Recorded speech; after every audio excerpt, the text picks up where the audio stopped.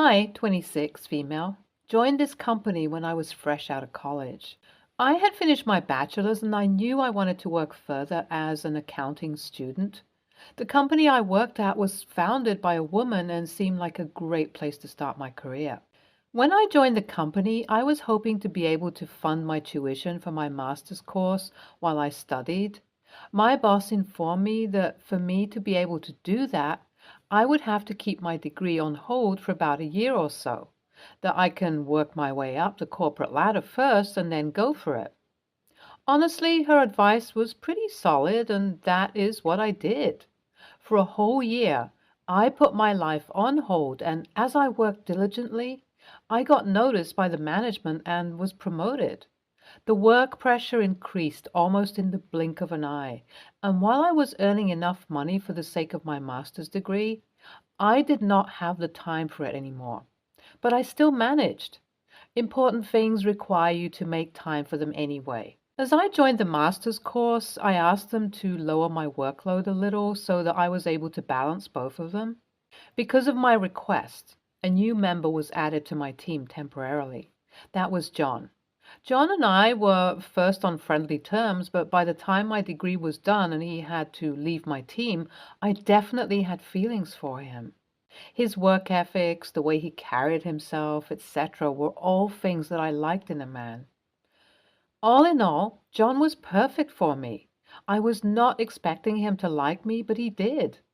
On a night of casual drinking with coworkers, I confessed my feelings for him in a drunken stupor, which led to us getting intimate that night.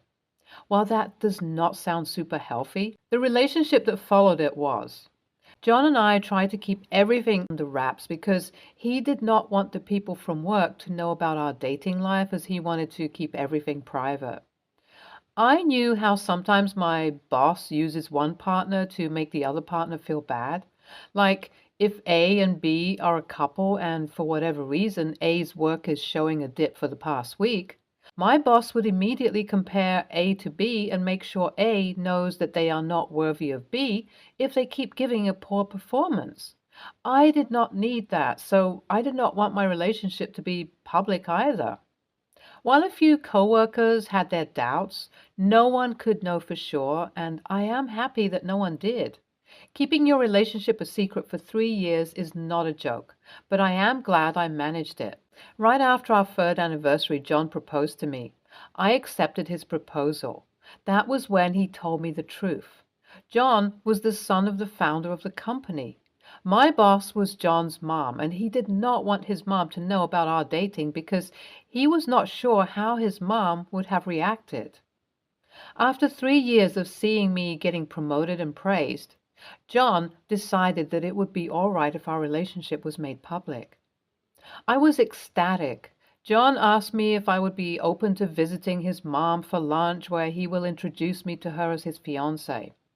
I was okay with it and I agreed. But things didn't go as expected.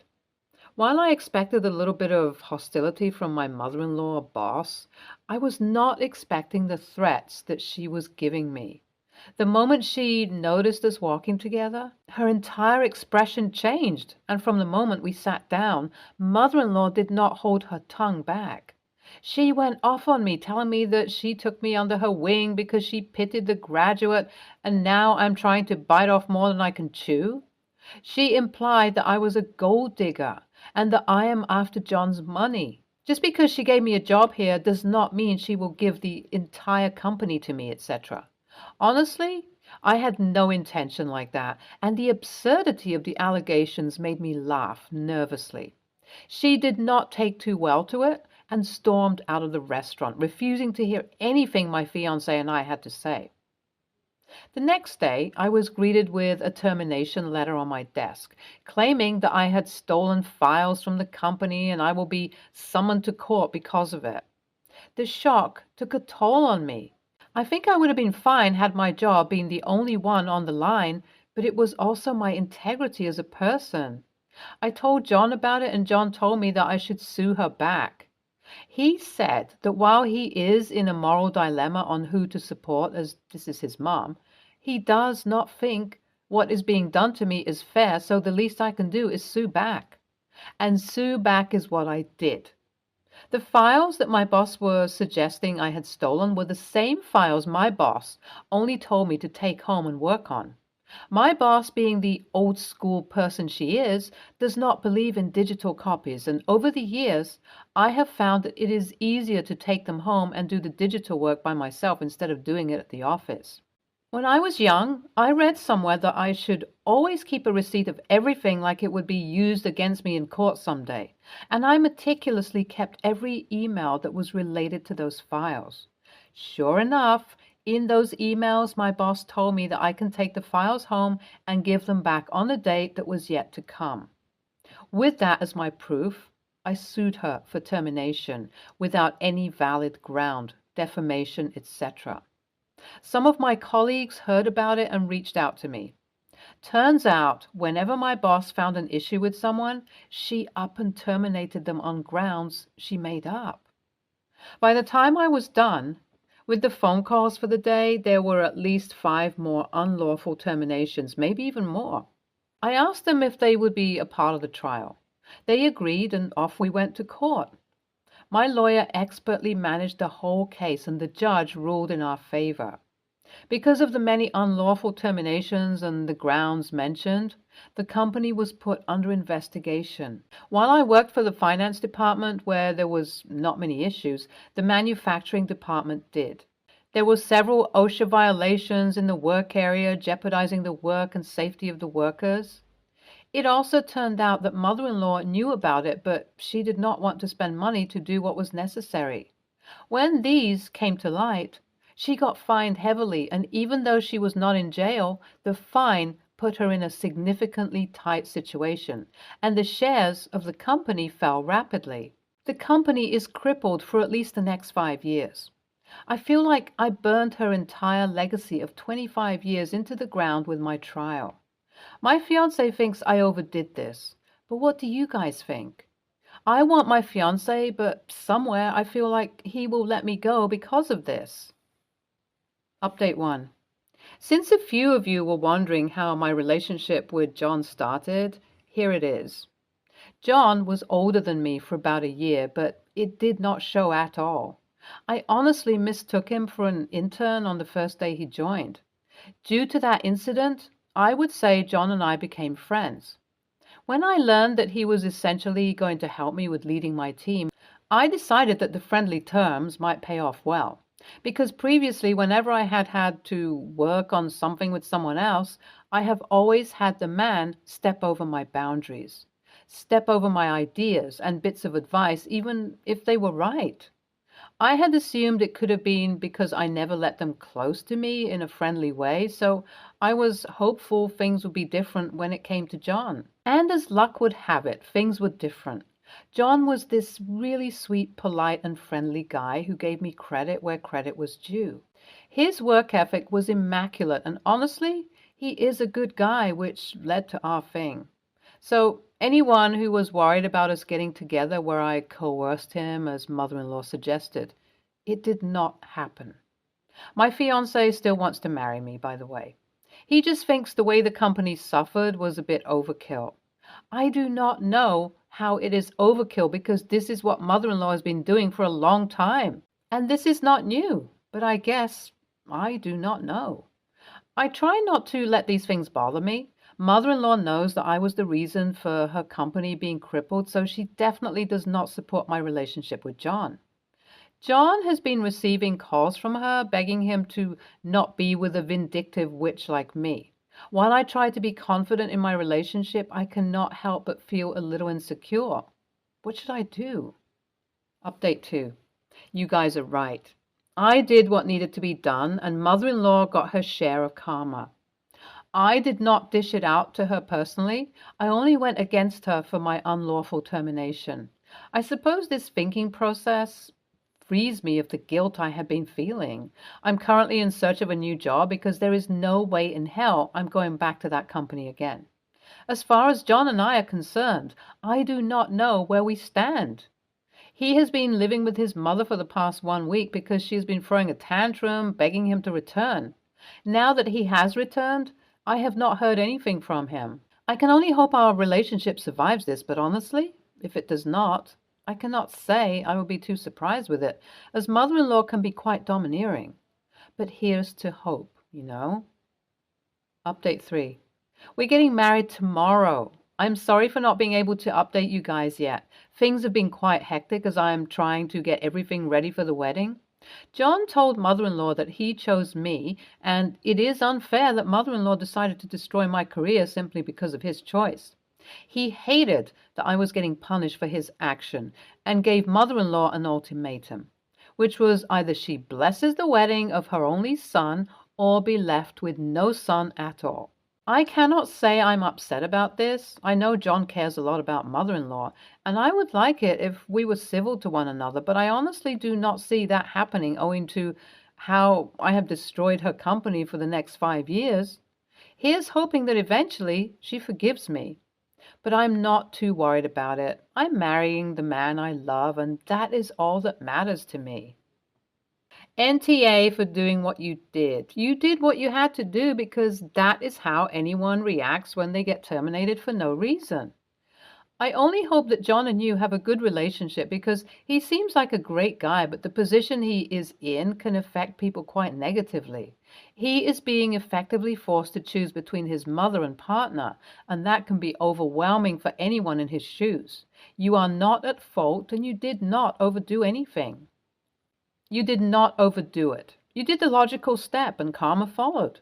Your mother-in-law is not a good boss, and she got what she had coming. Next story.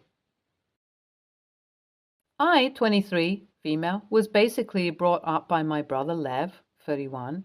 He was always the one who took care of me and made sure I was safe, fed, and happy. My mom left us when I was 3 years old to escape my narcissistic, abusive, pathetic excuse of a father, Lev's stepdad. Then, 6 years later, my dad finally drinks and smokes enough to die of a stroke. Lev fights for custody of me, wins, and we move into a small apartment together. At this point, he's 18 and I'm 10. And Lev continues taking good care of me until things go to shit. He starts drinking, loses his job, some bad things happen, and I get taken away and put into a home.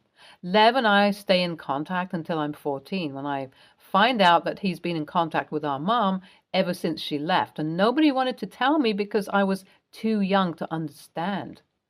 I'm furious and cut contact with him. Both he and my mom tried to contact me several times, but I refused to talk to them. I decided to contact him again when I was 19, and we've been fixing our relationship ever since. He stopped drinking and has a lovely wife and a baby on the way. I've been talking to my mom as well, and we're also in the process of fixing our relationship with a lot of therapy. I'm deeply grateful for everything Lev has done for me.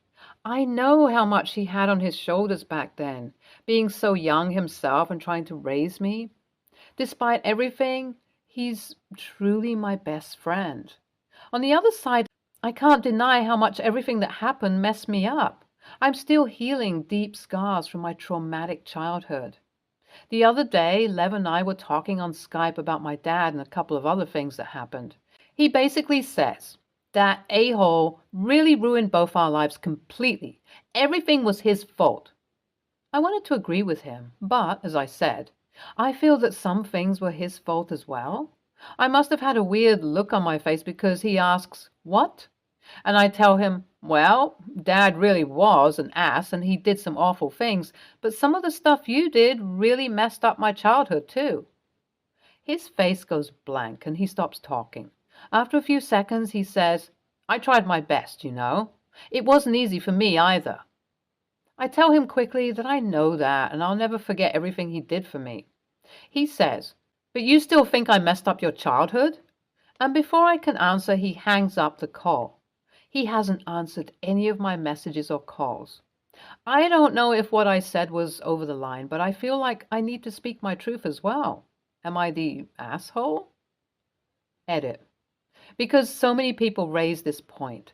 I blame my parents way, way, way more than anyone else in this situation. Also, this truly wasn't about blaming anyone. It was simply a comment I intended to make in a conversation. A stupid, insensitive, and unnecessary comment, and not one was made to blame my brother for what happened. Edit 2. I just want to say thank you to you people who took the time to comment your constructive thoughts and criticisms. I wasn't expecting this much thoughtfulness or insight, and I appreciate the perspective most of you have had to offer. I'm really touched. A lot of people mentioned therapy. All of us, Lev, my mom, and I, are in therapy. We have separate therapists, but Lev and I go to the same office. I have a session once a month with Lev and a session once every 3 months with my mom. He has the same. I called Lev an hour ago and now I'm at his place. I apologized to him, told him I know how much he sacrificed for me to have a better life and that I see his pain and how much he struggled. He told me he understands my feelings too. He understands what he put me through. That I came into contact with a lot of things that no child should ever have to see because of certain choices. He intends to work on himself for the sake of our relationship and for his child. He obviously doesn't want history to repeat itself. I'm thinking of planning a surprise weekend trip with him to a mountain range close to where we live. We used to go rock climbing there, and it's a happy place for both of us. I want to have a good time with him there and maybe take the time to talk about a few things. Mostly, I just want to show him how sorry I am and how much I appreciate him. Thanks again to those who commented. You are lovely, intelligent people, and you really helped me a lot. Soft YTA. Faulting your brother is like blaming someone who finds you bleeding on the road and does the best they can. But they aren't a doctor. They didn't sign up for this, so maybe they actually break a rib giving you CPR or do some other damage while they try to save your life.